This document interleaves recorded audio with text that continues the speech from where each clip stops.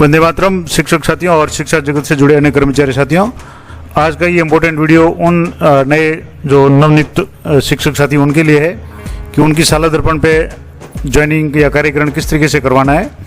अब इसके संबंध में मैंने आज सुबह ही एक वीडियो अपलोड किया था, जिसमें मैंने ये कार्यालय निदेशक प्रारंभिक शिक्षा बीकानेर की तरफ से जो आदेश जारी हुआ था उसके संदर्भ में मैंने बताया था कि अधिकांश जिलों में जो कार्यकरण ऑनलाइन का जो प्रोसेस है वो बाकी है, और इसके लिए डायरेक्टर महोदय या जो भी बीकानेर से जिला शिक्षा अधिकारी नियुक्ति माध्यमिक शिक्षा बीकानेर की तरफ से एक महत्वपूर्ण लेटर जारी किया गया था, और सभी को 18 तारीख तक यानी आज तक 100% मैपिंग करने की आदेश दिए गए थे। और इसी आदेश की अनुपालना में अधिकांश लगभग मुझे लगता है सभी जिलों में मैपिंग कर दी गई होगी। अब जैसे मैंने सुबह बताया था कि हमारे भी विद्यालय में ये मैपिंग नहीं हुई थी, लेकिन जब अब मैंने चेक किया तो मैपिंग हो गई है। तो जो भी मैपिंग हुई उसके अनुसार जो कार्मिक ने पहले ही ऑफलाइन कार्यकरण कर लिया है उनको साला दर्पण पे कार्यकरण किस तरीके से करवाना है उसके संदर्भ में मैं आपको पूरा प्रोसेस लाइव करके बताऊंगा। किन किन बातों का आपको ध्यान रखना है वो भी मैं बता दूंगा, और इसके बाद मैं स्टाफ लॉगिन पे आपको फर्स्ट टाइम रजिस्ट्रेशन किस तरीके से करना है वो भी पूरा प्रोसेस मैं आपको अगले वीडियो में बताने का प्रयास करूंगा। तो सबसे पहले तो आपको ये चेक करना है कि जो कार्मिक की नियुक्ति हुई है वो आपके विद्यालय में यानी पीओ विद्यालय जो सीनियर सेकेंडरी स्कूल है उसमें हुई है, या आपके पीओ अधीनस्थ स्कूल जो मिडिल स्कूल है या अन्य जो स्कूल है उसमें हुई है। अब दोनों के लिए अलग अलग ऑप्शन होगा। अगर मान लो आपके विद्यालय में ही हुई है इसकी किसी भी कार्मिक की नियुक्ति हुई है तो आपको कार्यकरण करवाने के लिए आपको जैसे जो सीनियर सेकेंडरी स्कूल है तो उसमें आपको साला दर्पण पे जाकर के कार्मिक में जाना है, और कार्मिक में जाने के बाद में यहाँ कार्मिक कार्यकरण प्रपत्र 3A इस पर आपको क्लिक करना है। और यहाँ जैसे आप क्लिक करेंगे तो यहाँ आपके सामने ये तो पूरी तो जो लिस्ट आ जाएगी आपके कौन से पोस्ट सेंक्शन है, करंट सब्जेक्ट क्या है, सेंक्शन पोस्ट कितनी है, कार्यरत कितने है वो आ जाएगा। और उसके बाद में यहाँ से आपको joining after relieving, joining after counselling, तो ज्वाइनिंग फ्रॉम काउंसलिंग पे आपको क्लिक करना है, और यहाँ आप क्लिक करेंगे तो आपके सामने जो भी कार्मिक है उनकी नाम वगैरह जो भी शो हो जाएगा। तो वो मैं आपको पहले बाद में बताऊँगा। सबसे पहले अगर मान लो आपके पीओ क्षेत्र में कोई कार्मिक ने कार्यकरण किया है तो आपको यहाँ से वर्किंग रोल में आपको पीओ रोल सेलेक्ट करना है।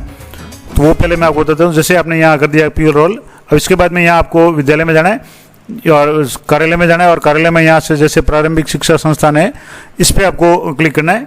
और यहाँ क्लिक करेंगे तो आपके सामने यहाँ 3-4 अलग अलग ऑप्शन है, जैसे कार्य मुक्ति अपडेट करें, कार्यकरण कार्य मुक्ति आदेश रिपोर्ट, और कार्मिक कार्य मुक्ति कार्यकरण पीओ। अगर आपके अधीनस्थ विद्यालय है जैसे प्राइमरी स्कूल है या मिडिल स्कूल है तो अगर वहाँ किसी कार्मिक ने कार्यकरण किया है और उसको आप ऑनलाइन ज्वाइन करवाना चाहते हैं तो आपको पीओ लॉगिन में जाकर के यहाँ कार्यालय और कार्यालय में प्रारंभिक शिक्षा संस्थान और ये कार्मिक कार्य मुक्ति कार्यकरण पीओ इस पर आपको क्लिक करना है। और जैसे आप क्लिक करेंगे तो यहाँ इस तरीके से आपके सामने जो कार्यकरण है वो ऑप्शन आएगा, तो आपको कार्यकरण पर क्लिक करना है और यहाँ आपको joining after joining from counselling इस पर आपको क्लिक करना है। तो जैसे यहाँ क्लिक करेंगे, अभी जैसे यहाँ नो रिकॉर्ड आ रहा है क्योंकि पीओ क्षेत्र में अभी किसी की नियुक्ति नहीं हुई है। तो अब जैसे ये तो हो गया कि अगर पीओ क्षेत्र में है तो आपको यहाँ नाम आ जाएगा कैंडिडेट का, और सब्जेक्ट वगैरह जो भी आएंगे वो मैं आपको बता दूंगा किस तरीके से आएंगे। तो अगर जैसे इसमें नहीं है तो अगर आपके पीओ क्षेत्र में है तो आपको ये प्रोसेस अपनाना है। अगर आपके सीनियर सेकेंडरी स्कूल में किसी कार्मिक ने कार्यकरण किया है तो आपको वर्किंग रोल में अपना विद्यालय सेलेक्ट करना है, जैसे मैंने कर लिया। उसके बाद में कार्मिक में जाने के बाद में यहाँ कार्मिक जो मैंने अभी बताया था, यहाँ से जैसे आप कार्मिक में जाएंगे और यहाँ कार्मिक में जाने के बाद में जो कार्यकरण कार्मिक कार्यकरण 3A, अब जैसे जैसे आप अलग अलग लॉगिन करेंगे, कभी पहली लाइन में दिखेगा, कभी दूसरी में, कभी तीसरी में, कहीं भी दिख सकता है। आपको कार्मिक कार्यकरण प्रपत्र 3A पे आपको क्लिक करना है, और यहाँ क्लिक करेंगे तो यहाँ जो भी ऑप्शन आ रहे हैं कि सैंक्शन वर्किंग डिटेल्स है, ज्वाइनिंग आफ्टर रिलीविंग है, ज्वाइनिंग फ्रॉम काउंसलिंग है। तो अब जैसे काउंसलिंग के बाद ज्वाइनिंग है तो यहाँ पे आपको क्लिक करना है ज्वाइनिंग फ्रॉम काउंसलिंग, और यहाँ क्लिक करते ही आपके सामने जो भी वहाँ से मैपिंग हुई है उस स्टाफ की डिटेल यहाँ आपके सामने शो हो जाएगी। जैसे सीरियल नंबर हो जाएगा, नेम आपके सामने शो हो जाएगा, डेजिग्नेशन जैसे टीचर लेवल 2 है, सब्जेक्ट आपके जो भी होगा इंग्लिश है तो इंग्लिश है, हिंदी जो भी है वो आपके शो हो जाएगा, जेंडर मेल फीमेल शो हो जाएगा, और डेट ऑफ बर्थ, ये सारी जानकारी आपके शो हो जाएगी। अब आपको सबसे पहले तो जो कार्यकरण करवाएंगे उसके लिए आपके लिए एम्प्लॉय आईडी जरूरी है, और आपको बजट हेड का पता होना चाहिए कि जो पोस्ट है वो किस बजट हेड में है।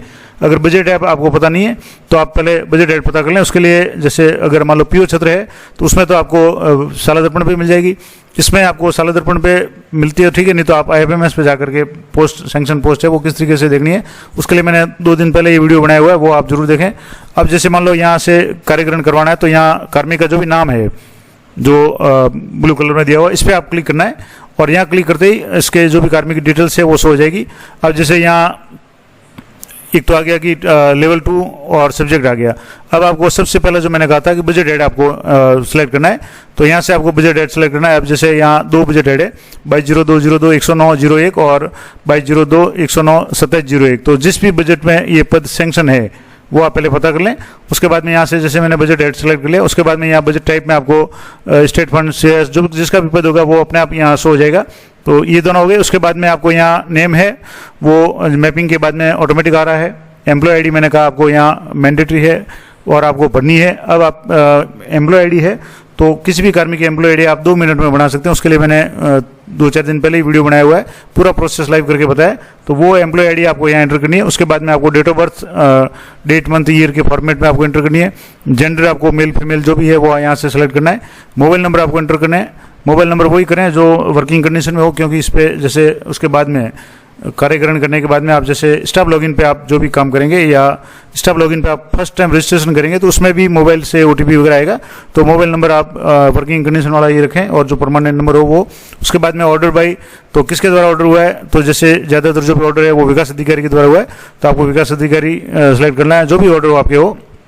उसके बाद में यहाँ ऑर्डर नंबर, जो भी आपके ऑर्डर नंबर हो वो सिलेक्ट करना है। ऑर्डर की डेट सेलेक्ट करनी है। ज्वाइनिंग डेट यहाँ आपको सिलेक्ट करनी है, किस तारीख को कार्यग्रहण किया है वो आपको कैलेंडर से सिलेक्ट करनी है। उसके बाद में टाइम, बिफोर नून और आफ्टर नून, यानी मध्याह्न पूर्व या मध्याह्न पश्चात किस समय आपने कार्मिक ने कार्यग्रहण किया वो आपको यहाँ सेलेक्ट करना है। और उसके बाद में सबसे इंपॉर्टेंट बात है कि type of current employee, employee किस तरीके का है, परमानेंट है, रिटायर्ड है, salary drawn and working at other places, ये तो जैसे आएगा नहीं। Senior teacher operate as a lecturer newly upgrade school में, तो ये भी आपके नहीं आएगा। अब जैसे माध्यमिक शिक्षा में कार्यग्रहण के लिए आदेशित प्रारंभिक शिक्षा का कार्मिक, तो लगभग ऐसे, क्योंकि जो लेवल 1 लेवल 2 की जो भर्ती हुई थी वो प्रारंभिक शिक्षा के लिए हुई थी, लेकिन पोस्टें कम होने के कारण उनको माध्यमिक शिक्षा में आदेशित किया गया है। तो लगभग ये जो ऑप्शन है वो आएगा। फिर भी आप अपने जो भी अधिकारी है उनसे एक बार कंफर्म कर लें। और उसके बाद में जैसे टेम्परेरी, संविदा, अस्थायी या डेपुटेशन बाई RC SC, तो ये सारे जो भी ऑप्शन आपको लागू होता हो वो आपको ऑप्शन यहाँ से भरना है। तो मैं पूरा प्रोसेस आपको एक बार डिटेल से वो भर के आपको बताता हूँ। तो जैसा कि मैं आपको बता रहा था, यहाँ जो एम्प्लॉय का नाम है वो ऑटोमेटिक आ जाएगा। उसके बाद में एम्प्लॉय आईडी जो आपने क्रिएट की है वो आपको यहाँ एंटर करनी है। जैसे आपके सबसे पहले तो RJ आएगा, उसके बाद में आपके ज़िले के जो कोड आएंगे, उसके बाद में 2023, उसके बाद में ज़िले के जो भी नंबर है 3 अंकों के, उसके बाद में एम्प्लॉय के जो भी स्पेशल जो ID है वो आएगी। उसके बाद डेट ऑफ बर्थ है आपको कैलेंडर से सिलेक्ट करनी है। जेंडर मेल फीमेल या जो भी है ट्रांसजेंडर, तीनों में से जो भी है वो सिलेक्ट करना है। उसके बाद में मोबाइल नंबर आपको एंटर करना है। ऑर्डर बाई जिसके द्वारा आदेश किया गया है वो एंटर करना है। आदेश की नंबर, ऑर्डर नंबर एंटर करना है। ऑर्डर डेट, किस तारीख को आदेश जारी हुआ है। और उसके बाद में ज्वाइनिंग डेट, किस तारीख को कार्यग्रहण किया है वो आपको यहाँ एंटर करना है। ये भी कैलेंडर से आपको सेलेक्ट करना है। उसके बाद में आपको टाइम सेलेक्ट करना है, बिफोर नून या आफ्टर नून। मध्याह्न पूर्व किया है तो बिफोर नून, और मध्याह्न पश्चात कार्यग्रहण किया है तो मध्याह्न आफ्टर नून आ जाएगा। तो इसके बाद में जो मैं आपको बता रहा था कि टाइप ऑफ करंट एम्प्लॉय, तो इसमें लगभग परमानेंट ही है, क्योंकि जैसे दूसरा जो ऑप्शन जो मैं बता रहा था कि माध्यमिक शिक्षा से कार्यग्रहण के लिए आदेशित प्रारंभिक शिक्षा का कार्मिक, तो अभी जो नियुक्ति आदेश हुए इसमें इस तरह का कोई भी हवाला नहीं है कि ये प्रारंभिक शिक्षा के कार्मिक है। हालांकि जो काउंसलिंग से पहले जो आदेश आया था उसमें था कि ये प्राइमरी सेक्शन के या डिपार्टमेंट के है, लेकिन पोस्ट वैकेंट नहीं होने के कारण सेकेंडरी में इनको लगाया गया। लेकिन फिलहाल आदेश में ऐसा कोई नहीं है, तो आप इनको करंट पोस्ट में परमानेंट भर दें। फिर भी आपको अगर कोई संशय है तो आप जो भी अपने अधिकारी हैं उनसे एक बार परामर्श कर लें। उसके बाद में अपॉइंटमेंट पोस्ट, किस पोस्ट पे आपको इनको कार्यग्रहण करवाना है वो आपके यहाँ जैसे ही प्रेजेंट सैंक्शन पोस्ट है, जैसे टीचर लेवल 2 है, सब्जेक्ट है वो सैंक्शन पोस्ट इंग्लिश है, तो जो भी आपके सब्जेक्ट है वो आपको यहाँ से जैसे टीचर लेवल 2 है वो सिलेक्ट कर लिया। उसके बाद में सब्जेक्ट का जो भी है अपॉइंटमेंट सब्जेक्ट कौन सा है तो वो आपको यहाँ से सब्जेक्ट जो लिस्ट है उसमें से हिंदी, इंग्लिश, सामाजिक वगैरह जो भी है वो आपको यहाँ से सिलेक्ट कर लेना है। और उसके बाद में सेव पे क्लिक करना है। तो ये सारी जानकारी यहाँ लिखनी है। इसमें बाद में एक जो एक बार इसमें लिखा हुआ है लाल कलर से, वो आप जरूर ध्यान से एक बार देख लें। इसमें लिखा हुआ है कि once Aadhaar is authenticated, employee's name, gender and date of birth DOB can't be change. यानी अगर एक बार आधार ऑथेंटिकेशन हो गया, यानी जो भी आप ID बनाएंगे उसके बाद में उसका आधार ऑथेंटिकेशन करना पड़ेगा। तो एक बार आपने आधार ऑथेंटिकेशन कर दिया, उसके बाद में डेट ऑफ बर्थ में, एम्प्लॉय के नाम में या जेंडर में कोई चेंज नहीं होगा। तो ये आप अच्छी तरह से देख करके ही भरें।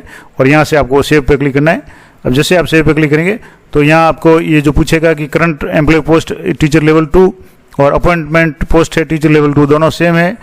तो आपको कंफर्म करना है। यहाँ आप जैसे कंफर्म करेंगे तो ये कार्यकरण आदेश है, ये आपके सामने शो हो जाएगा, जिसमें सालाना दर्पण कार्यकरण क्रमांक आपके सामने शो हो जाएंगे। किस तारीख को किया, तो जैसे 9 तारीख को मध्याह्न पूर्व किया। कार्मिक का नाम यहाँ आ जाएगा, एम्प्लॉय आईडी यहाँ आ जाएगी, जो भी आरजे वाली जो भी आईडी है 2023, और उसके बाद की जो जन्म दिनांक है आपके शब्दों में आ जाएगी। उसके बाद में विद्यालय का नाम यहाँ आ जाएगा कि जो भी आपके गवर्नमेंट सीनियर सेकेंडरी जो भी स्कूल है वो आ जाएगा। इसके अलावा टीचर का जो पद है, मूल पद, जैसे टीचर लेवल 2 है, सब्जेक्ट आ गया, आदेशकर्ता कौन है, वीडियो है या जो भी है। इसके अलावा आदेशकर्ता की तारीख, आदेश क्रमांक है। उसके बाद में कार्यकरण किया विद्यालय में स्वीकृत पद है तो टीचर लेवल 2, और कार्यकरण का जो विषय है वो है इंग्लिश। उसके बाद में यहाँ प्रधानाचार्य के साइन, एम्प्लॉय आईडी वगैरह होगी, और यहाँ जितने भी प्रतिलिपियाँ हैं 8, 7, 10, 11 जो प्रतिलिपियाँ हैं वो है। अब इसके बाद में अभी जैसे आपके पास में प्रिंटर नहीं है तो आप इस कार्यकरण आदेश को पेन से भर करके या जो भी है, या इसको आप प्रिंट ऑप्शन पे जा करके यहाँ से, जैसे अभी आपके पास में प्रिंटर नहीं है तो उसको सेव एज PDF कर सकते हैं। तो ये PDF ग्रुप में आपके सामने यहाँ से सेव हो जाएगा। अब जैसे मैं यहाँ PDF ग्रुप में यहाँ सेव करके बता रहा हूँ, यहाँ से आप सेव कर लें और उसको नेम दे दें, जिसकी ज्वाइनिंग, जो भी एम्प्लॉय की ज्वाइनिंग है वो आप, या जो भी नाम देना चाहें वो आप यहाँ से नेम दे दें। तो ये इस तरीके से पूरा प्रोसेस मैंने आपको लाइव बता दिया कि किस तरीके से नवनियुक्त कार्मिक को आपको कार्यकरण करना है। और उसके बाद में अब जैसे यहाँ से ये एक बार PDF ग्रुप में इसको सेव कर लें। हालांकि ये कभी भी आप कार्यकरण रिपोर्ट निकाल सकते हैं। मान लो इसको सेव नहीं कर पाते हैं तो यहाँ से आपको जो भी कार्मिक है उसमें जाने के बाद में, या कार्यकरण के है, कार्यकरण जो रिपोर्ट है उसमें जाकर के आप कार्यकरण रिपोर्ट कर सकते हैं। अब जैसे ये कार्यकरण प्रपत्र 3 ये हो गया। अब यहाँ भी आप चेक करें कि वहाँ कार्मिक ने कार्यकरण किया या नहीं किया। तो यहाँ से जैसे आप यहाँ चेक करेंगे तो जो पोस्ट थी इंग्लिश लेवल 2, यहाँ जैसे अभी एक सेंक्शन है, एक वैकेंट है। अब जैसे यहाँ जो एंट्री है उसमें होगी, इसका मतलब ये भर गई है। अब इसमें कुछ एडिट करना चाहें तो क्या क्या एडिट कर सकते हैं वो भी आपको बता दूँ। मान लो कोई गलती से आपने कार्यकरण करवाया और उसमें कुछ गलती रहेगी तो आप यहाँ से एडिट पे क्लिक करना है, जो भी टीचर लेवल 2 सब्जेक्ट था। और जैसे यहाँ एम्प्लॉय आईडी आ गई, फर्स्ट नेम जो एम्प्लॉय का नाम आ गया, बजट हेड आ गया, किस बजट हेड में आपको इन्होंने कार्यकरण किया है, पोस्ट आ गई। अब इसमें एडिट का जो ऑप्शन है इस पर आपको क्लिक करना है। तो आपके सामने एडिट में आप जो भी ग्रुप है इसको भी आप चेंज कर सकते हैं। इसके अलावा एम्प्लॉय आईडी को अभी आप चेंज कर सकते हैं, या जो भी डेट ऑफ बर्थ वगैरह जो कुछ चीज़ें हैं वो चेंज नहीं होगी, बाकी अधिकांश चीज़ें वो यहाँ से चेंज हो सकती है अगर आप एडिट करना चाहें तो ये भी मैंने आपको बता दिया कि किस तरीके से अगर कोई गलती है तो आप उसको एडिट कर सकते हैं। तो ये पूरा प्रोसेस मैंने आपको लाइव करके बता दिया कि सालाना दर्पण पे किसी भी कार्मिक को आपको किस तरीके से कार्यकरण करवाना है। और इसके बाद में जैसे मैं आपको दोबारा बता दूं, ये तो हो गया आपके कार्यकरण का। अब जैसे स्टाफ विंडो की बात करें तो स्टाफ विंडो पे जैसे यहाँ आप जाएंगे तो जैसे स्टाफ विंडो का जो होम पेज है, यहाँ से आपको जो, जैसे मैं यहाँ आपको स्टाफ विंडो सर्च करके बता देता हूँ, उसमें आपको क्या क्या ध्यान रखना है। जैसे यहाँ से स्टाफ विंडो आप ओपन करेंगे, गूगल में सर्च करेंगे तो आपको यहाँ स्टाफ विंडो का जो ऑप्शन है वो काम करेगा। अब यहाँ इस तरह का जो मेन पेज आएगा, इसमें सबसे पहले आपको रजिस्ट्रेशन फॉर स्टाफ लॉगिन करना है। आपने कार्यकरण करवा लिया ऑनलाइन, उसके बाद में यहाँ रजिस्ट्रेशन फॉर स्टाफ लॉगिन करना है। तो इसके लिए आपके पास में क्या क्या चीज़ें होनी चाहिए, कार्मिक की स्टाफ एम्प्लॉय आईडी या NIC आईडी, एक तो ये चाहिए। उसके बाद में कार्मिक का जो सालाना दर्पण पे नाम है एज पर रिकॉर्ड वो आपको यहाँ एंटर करना है। डेट ऑफ बर्थ यहाँ एंटर करनी है कैलेंडर से सेलेक्ट करके, और मोबाइल नंबर सालाना दर्पण पे जो दिया हुआ है वो आपको यहाँ एंटर करना है। उसके बाद में कैप्चा भर के आप सबमिट करेंगे तो आपके जो भी स्टाफ कॉर्नर के लिए 1 टाइम रजिस्ट्रेशन हो जाएगा। ये रजिस्ट्रेशन होने के बाद में इसमें कुछ इंपॉर्टेंट बात बता दूं कि स्टाफ कॉर्नर पे कार्य करने के लिए 1 टाइम रजिस्ट्रेशन आवश्यक है, और जिसकी प्रक्रिया के द्वारा आगे कार्य करने के लिए पासवर्ड कार्मिक को SMS के माध्यम से भेजा जाएगा। तो कृपया ध्यान दें कि रजिस्ट्रेशन के लिए वही मोबाइल नंबर दर्ज करें, प्रविष्ट करें जो सालाना दर्पण पोर्टल पर दर्ज है। यानी आपने जो कार्यकरण करवाया उस समय जो मोबाइल नंबर दिए हैं वही आपको यहाँ एंटर करना है, तभी आपके OTP और जो भी ID पासवर्ड है वो आएंगे, SMS के माध्यम से आएंगे। तो ये पूरा प्रोसेस मैं आपको अगली वीडियो में बताऊँगा। तो इसके संबंध में, कार्यकरण के संबंध में अगर आपकी कोई भी क्वेरी है या कुछ पूछना चाहते हैं तो कमेंट करके पूछ सकते हैं। मैं यथासंभव आपकी सहायता करने का प्रयास करूंगा। तो ये महत्वपूर्ण जानकारी मैंने आपको बता दी, आशा करता हूँ आपके लिए उपयोगी रहेगी। और जो भी नए कार्मिक है वो इस वीडियो को अधिक से अधिक अपने नए साथियों के साथ में शेयर करें ताकि उनके भी कार्यकरण में किसी तरह की कोई समस्या नहीं आए। तो मिलते हैं नेक्स्ट वीडियो में, तब तक जय हिंद, जय भारत।